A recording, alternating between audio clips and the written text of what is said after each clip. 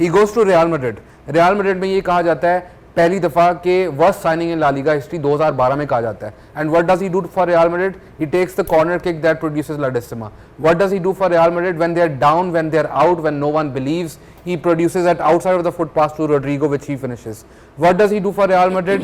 कि जब Madrid is preparing for Kylian Mbappe to come, Mbappe scores against Real Madrid. He runs through their entire midfield in PSG and he shows them class के class होती क्या है. And what does he do against Portugal? Portugal has probably on paper the best midfield in the tournament. Bruno Fernandes ने Premier League के assist record तोड़े. Vitinha is Champions League midfielder of the year. आप João Neves की बात करें, one of the youngest player in the, and who dominated midfield? Luka Modric. When they pressed, he escaped them. And Luka Modric has escaped since he was 4-5 years old, and he is an absolute genius. I think he is one of the last of his kind.